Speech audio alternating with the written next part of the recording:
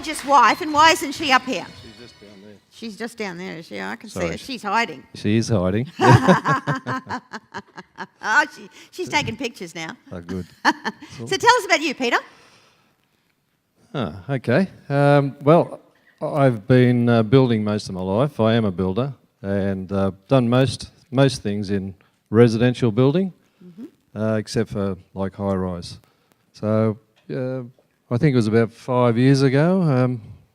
We sort of had a bit of a messy business partnership breakdown, and it put us in a bit of a hole.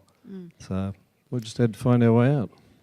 Now, I think for you, you're very typical of a lot of people who are in the industry, where they get very caught up in their area of the industry, but don't have the knowledge to step back to the bigger picture of where am I actually heading with all of this? They're just so busy doing, and in your case it's building, but it might be plumbing, it might be town planning, it might be all of those other affiliated industries, that you don't actually have a bigger focus. Like, what am I doing all this for? Yeah, spot on. And I think when I first saw you all those years ago, that's where your head was at. It's like, I'm just working really hard and I don't know where I'm going. Yeah, pretty well. Yeah, well, I think everyone sort of goes into doing what they know, and you try and do the best you can.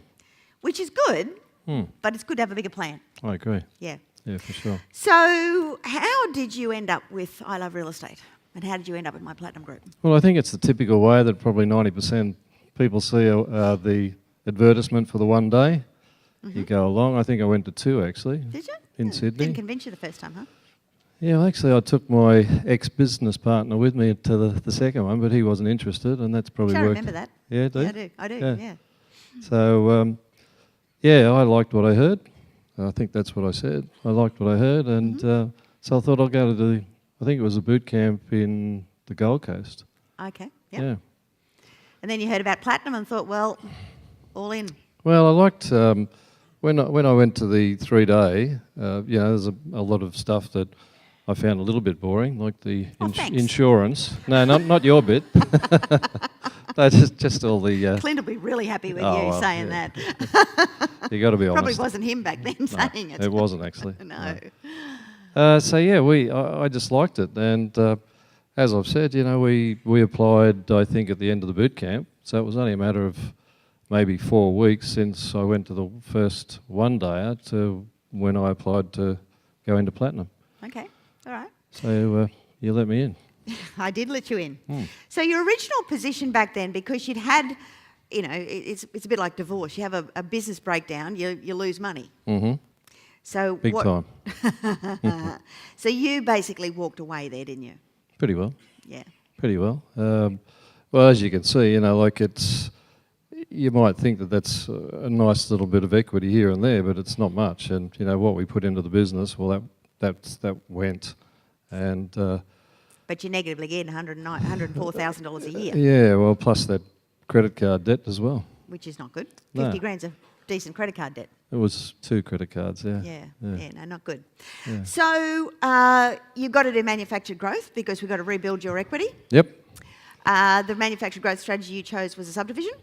Yeah. Well, this is just a small, typical end of a cul-de-sac, big block of land. I think from memory it was about 1,300 square metres, and so it was just subdivided. I did that with our son to try and give him a bit of education. Yep. Bit of a chunk deal. So yeah, look, a little bit of profit, only 6 or 7 months, and I didn't see any of that profit, of course. You gave it to your brother, the son, did you? Yeah, that's right. So this was really just a gimme for the son. Pretty well. Yeah, get him going. Yeah. All right, so the next one after that? Yeah, okay, I did that with, I'm not sure whether Bev is still in Platinum, is she? Bev McLeod? No, anyway, so we did that. In fact, that's probably a couple of years ago at least, might be more. And so we bought a big block of land. It was a JV. We renovated the house. We got a subdivision and we got a DA to build a second house, but we didn't go ahead with any of the construction. So we just sold it as a package. Okay, both picked up 25 odd grand. Yeah, it was good. That one I did get some. You did get some. I got some of that one, yeah. It's hard to pay off some credit card then. Yeah. So what about this one here? Yeah, well, this is where it starts to get very interesting. This is... Bigger. Well, this is something that you don't have to be a builder to do, and to me, it's one of the best strategies I've ever seen. And you'll see some numbers, but if I go through it, like that slide showing for sale, it actually says 790,000, but it originally was on the market for 950. So it was a distress sale, and it was unfortunate because the guy that we bought it from had actually put that road in, like an 18-metre wide road, and he got a 5-block subdivision approved through council. So it was DA approved already? It was DA approved, yes. Shovel ready? Mm-hmm. Yeah, pretty well. But so what attracted you to this property? You told me, we had the last meeting I think I went to in Platinum, we were at Twin Waters, and you started talking about commercial. Mm-hmm.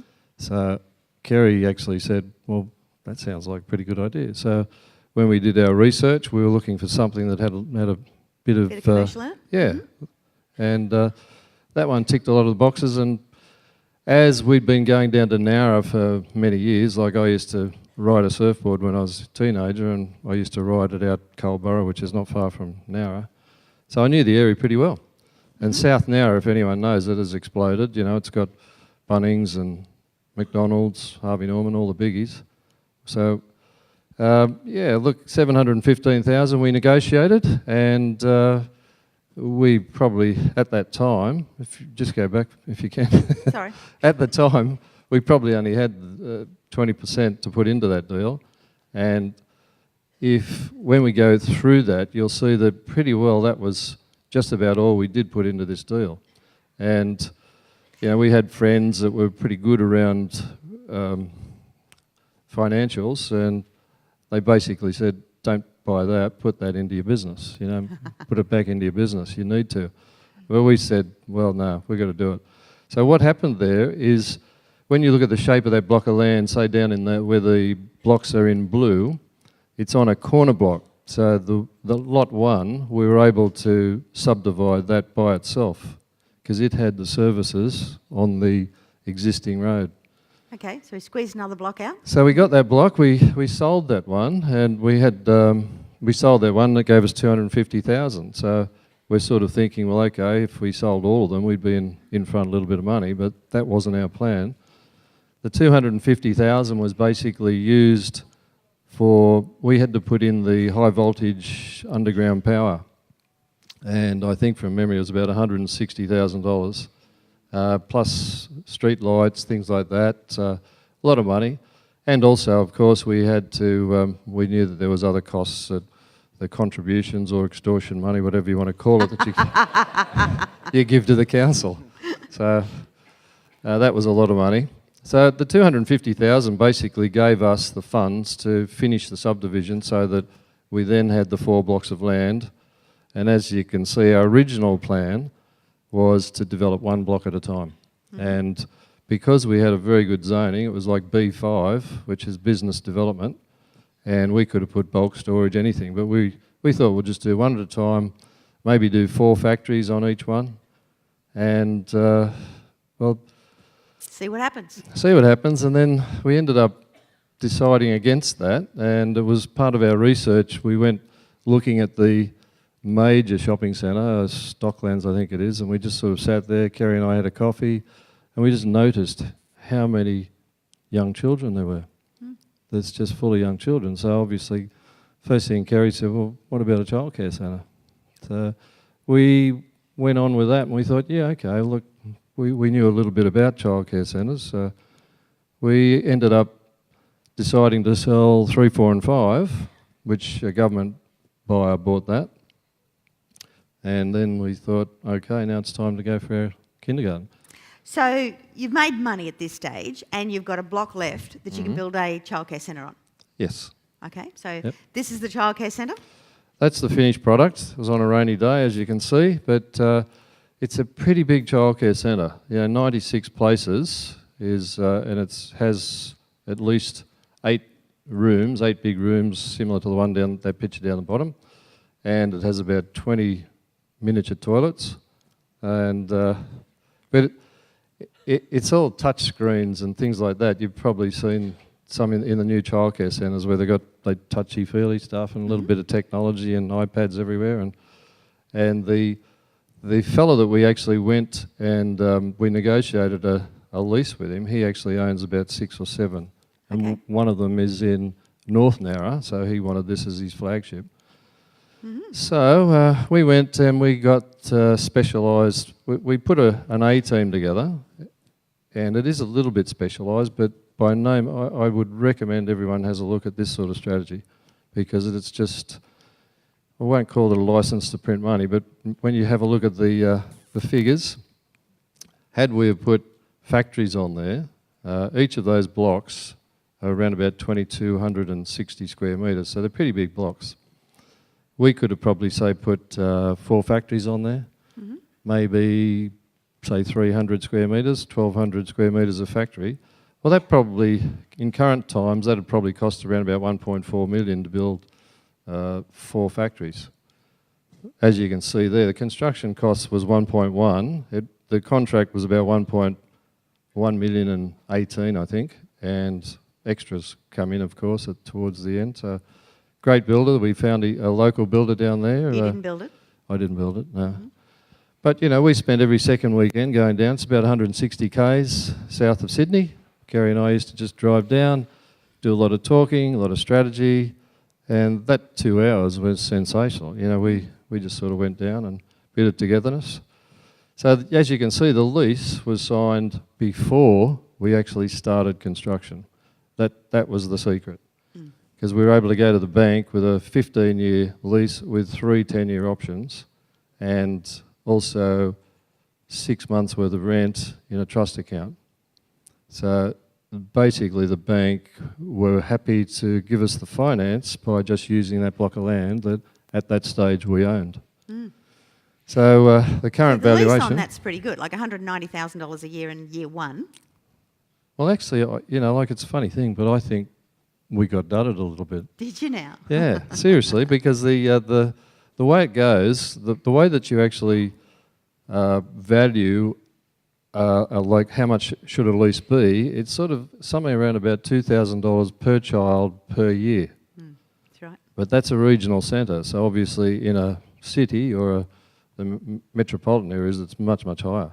So $2,000 per child per year is, as you can see, 96 times 2 would be around about that 190. But we have 3.5% increases, as you do on a lease, and at a 6% yield, which is generally what childcares are valued at, 6% thereabouts, sometimes a little bit under that, but that turns out around a valuation of 3.16, and every year it goes up $100,000. And pretty good. Yeah. But again, the next point down there, all outgoings and all the fit out, like fitting it out, the people that actually took the lease actually put in about $350,000 worth of equipment and softball, and they did all the outdoor area and everything. So it was good. Stainless steel kitchens. So when you get all of the outgoings paid for you... Yeah. And 190 grand coming in, increasing by 3.5% every year is not too bad. Yeah, it's fantastic. It really dug us out of a hole, big hole. So you've got great income now, obviously coming in. Yep. But it's still, you still need to build up equity chunks, because, you know, you got a pretty big hit by the failure of the partnership in the building industry. So, you know, I guess the game plan now is get Kerry back into the designer house that she wants. Is that the story? Basically, yeah. Thought so. Yeah. Well, while this has all been happening, you know, we again... You had to sell your house. Yeah, again, an advice from you that we did that, and that helped. That sort of helped dig us out of a pretty big hole. Well, it was either that or bankruptcy. Yeah, right, actually. Yeah, it would have been. Yeah, and that's the way, exactly what we were told. So we either had to get over it and get on with it, or go under. You did. You did. You got over it, and you know you've turned it around, which is great credit to both of you. But now it's about, let's reclaim where you were before. Yeah. Okay. Yeah, I think so. Well, this is a dual occupancy that we decided to do, because we also sold. We had an office, as you might have seen in our original equity, that was then worth 700. We actually sold it in January this year for 900 and 70,000, I think it was. So Okay. it will be paying for the construction cost of that duplex. So we're just waiting for council at the moment. It's only been in there for about 5.5 months. So But a nice little pick up there, another $500,000 pick up on that one. yeah, well, half of that will be ours, but the other half will go to that one's done with our daughter. And So that's another gimme for the kids, is it? yeah, well, half of it. But no, they're putting in money. Okay. It's actually 50-50, so it's all good. good. All good there. Oh, very good. Yeah. So what are some of the more important things for you than property? Well, as I say there, just one suggestion from you, and that was probably about 3.5 years ago, it sort of started a chain reaction from, a point where we were $104,000 negative plus a big credit card debt, all that sort of thing, and then all of a sudden that thought that you've planted in our mind has sort of germinated and we've run with it. So it's, obviously we thank you very much, but I think it's just one of those moments, and that's why I said to Greg before, I said, I'd like to just say to everyone, just have a look at this strategy, because, you might sort of think that some areas got too many childcare centres, and that's true. A lot of them do. So, but there are companies that will actually tell you where there's an oversupply and also where there's an undersupply. And so if you've got a big block of land, that's even better, because obviously the strategy works when you've got more children, and at $2,000 per child, it's much, much better for your lease. Much better, yeah. And now you deliver Meals on Wheels. Yeah, well, that's something, and I'm sure there's other people who do the same sort of thing. Meals on Wheels, I get 10 times the value that I give out. Like, it's just if you ever want to have a bit of a sook, or you think you want to have a whinge, you just go out and do something like that, and then you realise you've got nothing to complain about. So, yeah, and I also get a game of golf every now and then, which is good, and I still work on putting deals together. Very What's good. the last one? I got to say that last one. You Let me go back to that last one. And it's true. It's true. I've said this before.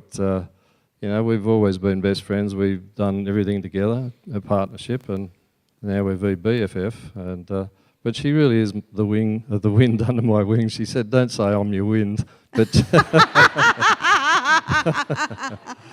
under the wings. So yes, she really is. So we're a great team, and we're lucky to have each other. Team. Absolutely. Yeah. Thanks. So what are some of the learnings? Give back. Well, you go back to, you say, I put down there the mirror effect. As my kids have been growing up, I've taught them that. I said, look, life's like a mirror. You'll get back what you put in. Sound a bit like Forrest Gump, but I mean, it's that sort of thing. You actually, the more you give out, it's like we did a test one time. We were walking from Broadbeach to surfers along the beach, and I said to Kerry, let's just nod our heads to people, and they nod back. And then you say, morning, and they say, oh, good morning. And then you say, nice day, isn't it? Oh, it's a fantastic day. You get back to most people will give it back to you, what you give out. And anyway, giving back, I think, is everyone knows what that is. You can't take, so you've got to give sometime. And obviously, power of networking. Well, we're all networking now, and I think that should be a never-ending thing. Balance in life, yeah. Look, that's probably one of the biggies, I'd say. Balance in life, like how you balance work and pleasure. I think it's pretty hard. And some people might have... Does Vac Ubel still talk? Mm-hmm. Yeah, like he's one of the best We're going to talk. have to get you back in platinum so you know what's going on. You'll see something down the bottom there. We were talking about this before, old memories, so we'll chat about that in a minute. Vac Ubel, if anyone's heard Vac, he's a very sort of a dry sort of sense of humour, but he's such a clever man, and the way he presents, he just sort of talks about something and then he'll pick someone in the audience and just look at them, and then he'll walk on.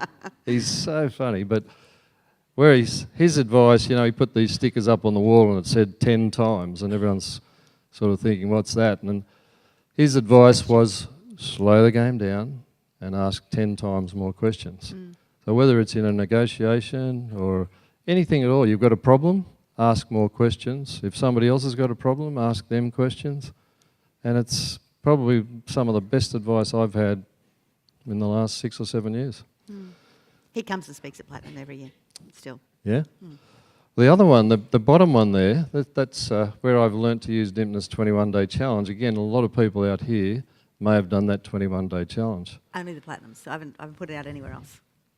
One of the best things I've ever done. You know, we did that probably 5 years ago, and I think we went on a trip to Bali, and I was lucky enough to win that challenge with the flying dock. Was. Yeah. There's two days that I wanted to pick out of that 21 days. It's basically challenging you, not just on a, well, it's really challenging, put it that way. Asking you to do things that might be hypothetical, might be a little bit woo-woo and that sort of stuff, but that was okay. I didn't mind that. I gave it a go, didn't I? You did. I did. I was very proud of you. I'm a little bit of a sceptical person, and you know, so I sort of think of there was 2 days. One was Gratitude Day, Yep. and it basically said, watch how contagious gratitude is when you give it out. It just comes back at you in droves. If you're grateful for little things, it's a real pleasure to see it coming back at you. The other day that I remember was day 19. Do you remember what day 19 is? I do. Yeah, it's called Nature Day. And it's the day when this can't be confirmed, but that could have been the day that Dymphna may or may not have convinced me to hug a tree. Can't be confirmed. You sure there's no photos? That's you talk. Yeah. No, that was a fantastic challenge. So what were some of the mistakes then you feel you've made along the way? Well, the analysis paralysis, I've heard it about 4 or 5 times, and I think it's so true. You know, like we missed out on a lot of deals, lots and lots of deals, but that's the way it is. You know, it's probably better to be over-analysing rather than under-analysing. As long as you take action in the end. Yeah, I guess so, yep. On the bottom one there is I shouldn't have left Platinum. It was a pretty good 2 years. Had a lot of fun and learnt a fair bit about what's inside rather than just real estate. And friends. Heaps of friends, heaps, yeah. That's one of the best things. And that was one of the things that I wanted to talk about. And I hope Pete doesn't mind me saying it, because he did say to me at the back if I forget, and I know you weren't quite finished, but Kerry and Pete said to me yesterday, and they were in some of my years of Platinum, so it was absolutely fantastic to be able to catch up with Pete again. And they're the sort of friendships we have. And I remember ringing Pete the other night, and he said, "Can I still bring me thongs? I'll bring the good ones." and I said, "Well, look, we've got a bit of a camera crew. You know, it's a little bit more formal than the Platinum we were up at Sunshine Coast." So, but he did want to make sure that everyone knew that as much as you wanted to share, you felt like you wanted to share, didn't you? It wasn't for the prize. It's not for. No. Please feel free to vote for him. But the point was you felt like you wanted to share. You just felt like a need to get it out there, didn't you? Because it's been a long time since we did Platinum together, hasn't it? Yeah. So you just felt like you wanted to share and get it out there. I said to Kerry, I said, I really don't know why I put this here to come up on stage and do all this. I still don't have a real reason except to say, well, there, it's done. You know, we're out of that hole, and now we've done something, and it's taken and about... it's being an inspiration for others. Well, I hope so, because I really, really recommend, I keep repeating it, that you need to have a look at this strategy. If you've got areas where you can do a childcare centre, have a look, because it's you can see. If I would have done factories, if I would have done 4 factories, those would have probably returned about maybe $110,000 a year, and the childcare centre's $190,000, and it costs less to build. But when you see a 650 square metre slab laid down, it's a big area. It's pretty big. Yeah. So your final results then? Passive income of 190,000 plus a little bit of a mortgage on that of 76 gives you 114 positive plus, that works out to $2,000 a week. You can live on that. Yeah. Well, I can at the moment, but I mean, I'll keep going. I mean, it's. But obviously, your equity's gone up as well. Oh, huge! You know, we were. I still look at those numbers and I think, wow, that's not bad. That's only like 2 projects, and I hear of so many other projects. I'm thinking I'm up here a little bit inadequate, but at the end of the day, I guess it's all about numbers, and it was good fun doing it. You know, to go from 104 minus. Yep. to 114 after the mortgage positive, and to go from 2 properties at 700,000, so 1.4 to, what have we got there, 3.36, and increasing at least by 100 grand a year. Yeah, it's great. But it's amazing that it was only like 3 years. You know, like it's Yeah. basically 3 So years. hugging that tree was worth it, wasn't it? I hugged one the other morning. Yeah, So no, what it's good. advice would you give to people? Well, you know, like I've said They're the before. gorgeous couple sitting there. Yeah. Look, learn. It's simple as that. You know, like if even a couple of people think, oh, I'm going to go and have a look at Childcare Centre, that's great. You know, because we learn from you and we also learn from each other. And I think that's a good thing. And, you know, maybe develop a childcare centre. You know, I'm happy to do a JV with anyone on a childcare centre. A sales pitch. Well, good on you, Peter. Thank you, Dymphna. Thank you also, Thank Kerry. you. Congratulations.